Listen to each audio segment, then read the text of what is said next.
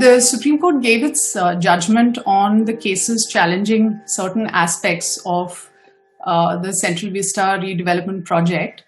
The judgment is over 600 pages and it's a 2-to-1 split verdict. The majority judgment has upheld all the statutory approvals that were in question before it as legal and valid, while the dissenting judgment has flagged the environment clearance and the land use change for this project to be set aside. In the coming days, I think many legal scholars and practitioners who are interested in Indian jurisprudence and governance are likely to be reading this judgment, and hopefully they'll provide us some insightful analyses.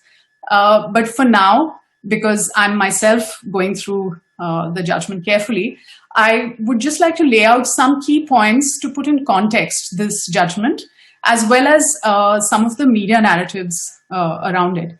The first is that the judgment has to be viewed in light of the scope of the challenge that was before it, and that certainly did not include all the components of the Central Vista project, the entire scheme.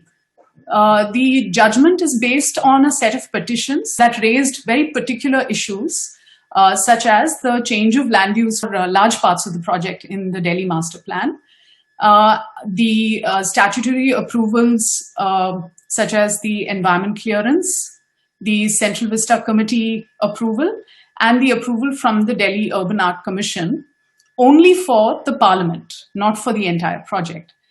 And of course, the third aspect, one of the aspects that was before the court this time, was the process for appointing the consultant on the project, which in this case is HCP.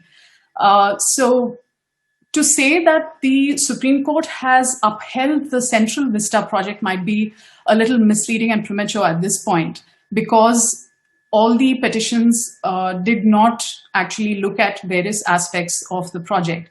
This is really crucial to understand, because since the time the tenders for this project were first issued in 2019, the contours of this project have actually changed a lot.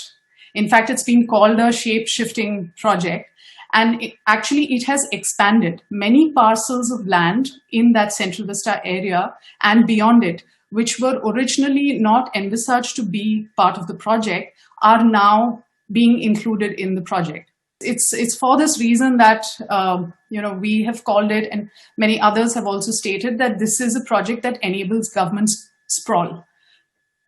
In fact, some components of the project are actually still being designed, and they will have to be reviewed and approved by the statutory bodies. So in terms of the complete project, there is still some way to go. The second point that has been sort of clearly laid out by the judgment, and this is both the majority and minority judgments, is that the project presently, that is the construction of the Parliament, actually cannot proceed without the approval of the Heritage Conservation Committee.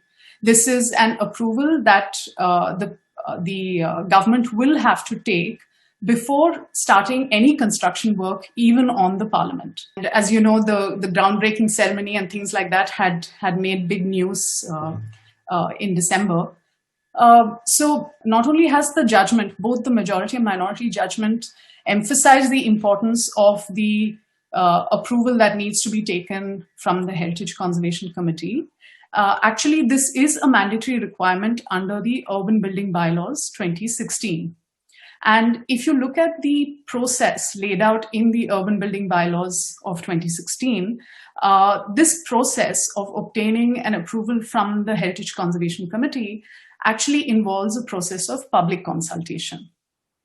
So what we're left with right now is that the judgment and the Urban Building Bylaws actually require the government to take the approval from the Heritage Conservation Committee. And this approval process involves the process of public consultation.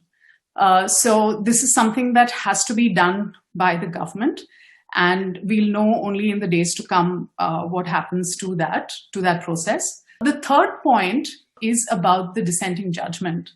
So it's very interesting to note that the bench, which was presented the same set of facts, has arrived at two extremely different conclusions on some aspects that were challenged in court.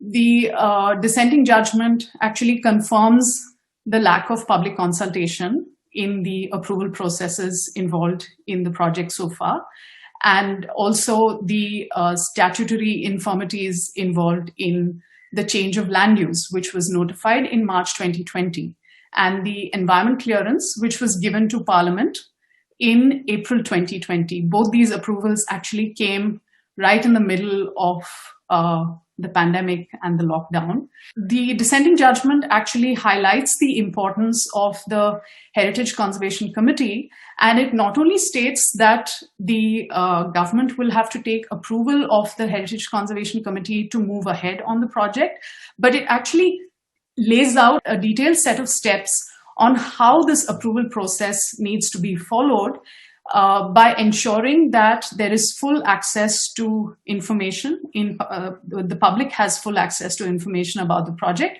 and the public is allowed to participate in this decision making. So the minority judgment has vindicated many of the concerns that the petitioners had with regards to the government's opacity and level of democratic participation in this project. And it is interesting that the dissenting judgment has observed that litigation should actually be seen as a part of public participation. To me, it seems that litigation in this case has served the public interest through access to information, because it has actually enlightened many people about what is at stake in this project. And interestingly, litigation has been, I would say, the only form of meaningful public participation in this project, because the government hasn't allowed any other space for it. So these are some of the facts that we're left with at the end of this particular legal process. But what's important to note is that many of the fundamental grievances about the lack of parliamentary discussion and the lack of parliamentary oversight on this large project, and the preempting of the very important delimitation exercise for parliament seats, the financial costs of the project, and the total lack of assessments, and the the study of alternatives or options, and what this means for governance. These are all issues that still remain at the end of this particular legal process. There have been a lot of narratives, through the period when this project was being litigated on. There have been a lot of narratives that have been generated about this project. Some of it is in support of the project. Several others are questioning the various aspects of this project, especially in light of India's COVID and economic situation. What's interesting is that historians of urban design and architecture, they have stated in very interesting scholarly writings that this idea of remaking the grand urban axis, so the Central Vista is an example of the grand urban axis within capital cities. It started in the first half of the 20th century, and it seems to be aimed at projecting political power.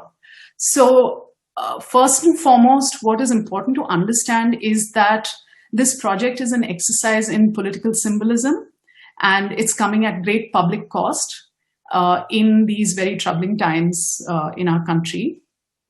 And one set of costs is clearly environmental.